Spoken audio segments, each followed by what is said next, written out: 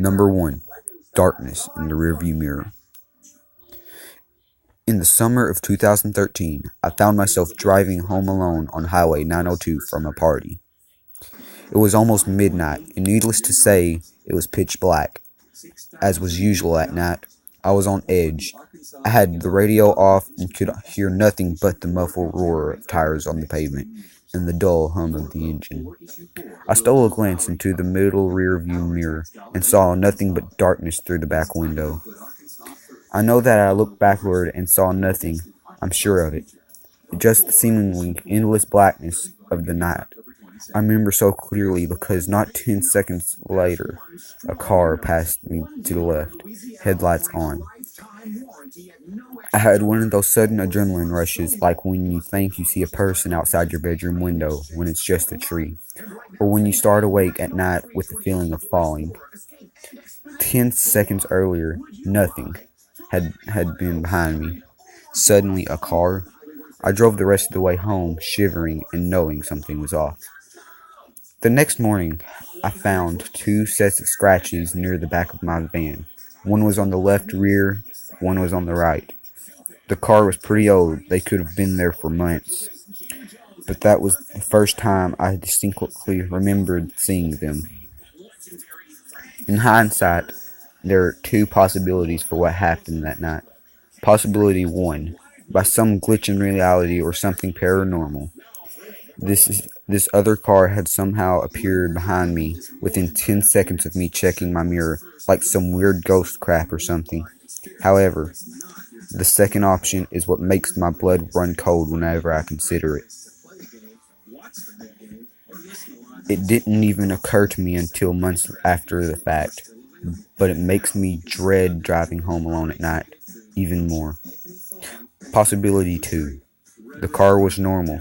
It had approached me from the rear and passed me to my left. However, something large and wide and as black as the night sky has been clinging to the rear of my car, obscuring my view through the window and leaving deep scratches outside. And I had inadvertently driven it home with me.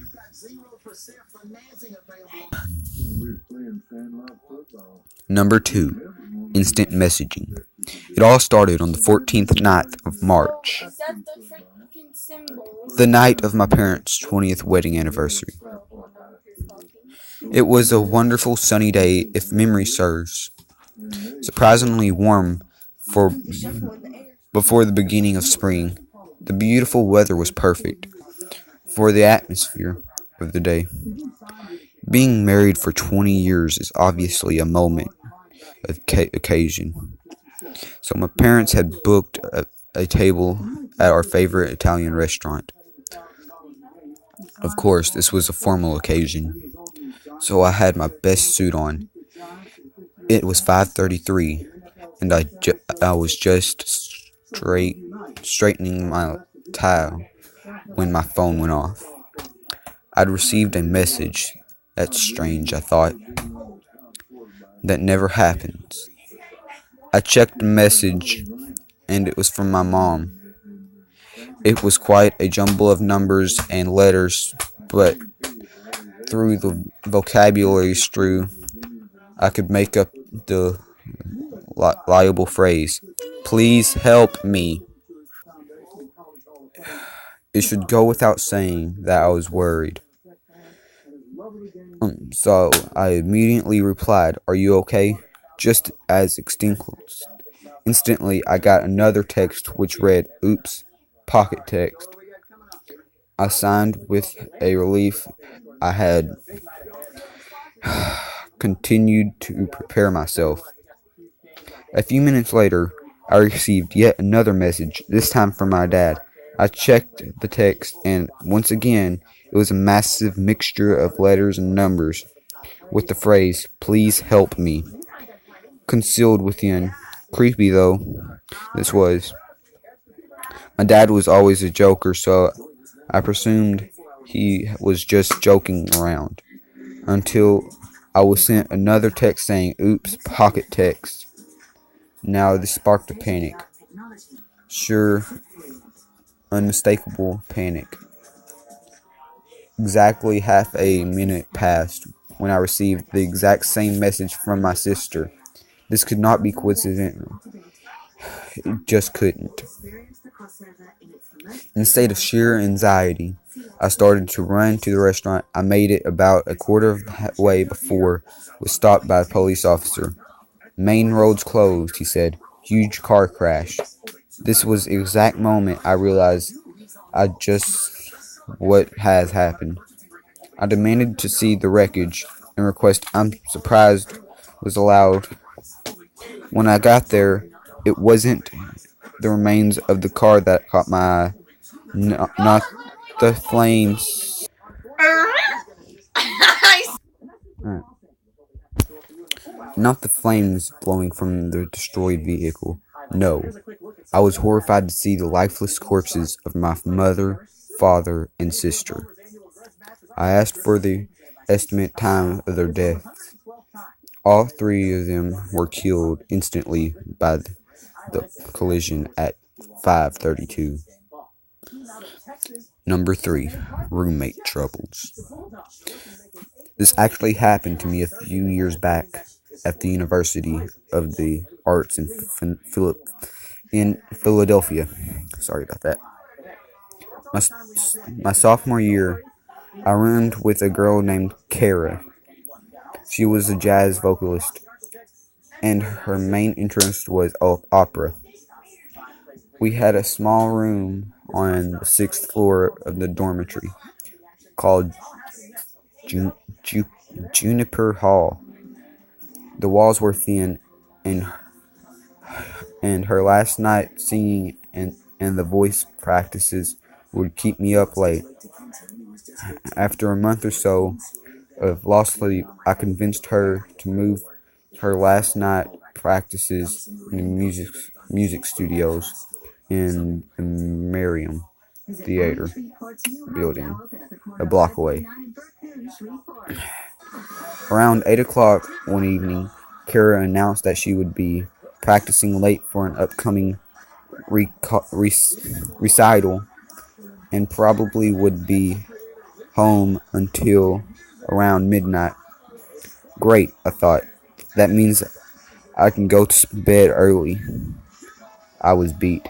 I had a horrible day in the acting studio and was ready to pass out as soon as I had dinner. She said good night and left, coffee and sheet music in hand. I made some grilled cheese and soup, gobbled down, and immediately began to prepare for bed.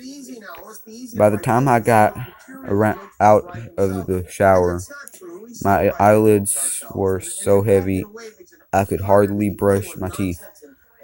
I pulled on my PJs and scrawled into the bunk of our bunk beds. I was as soon as my head hit the pillow. I hate this story so.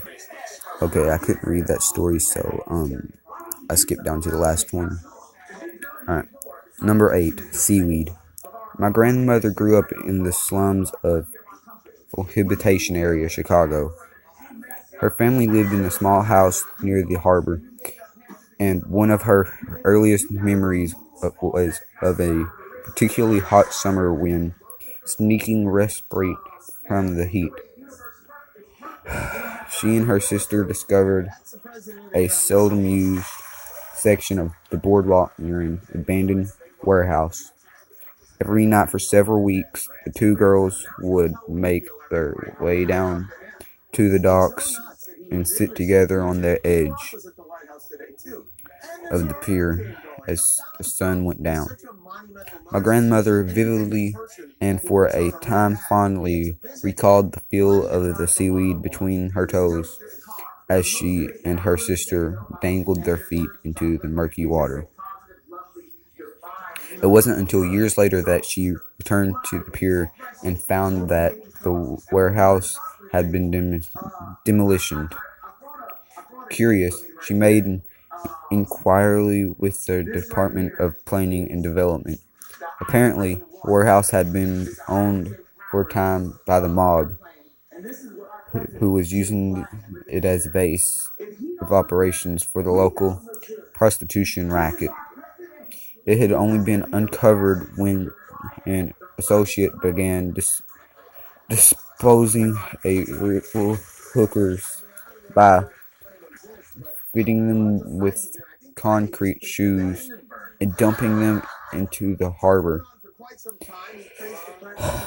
Investigating officers had recovered nearly 24 bodies from the waters of the secluded pier nearby. How had the bodies been discovered? A passing fisherman spotted some of the victim's hair floating near the surface of the water like seaweed. Alright, I'm done with this now. I'm bored.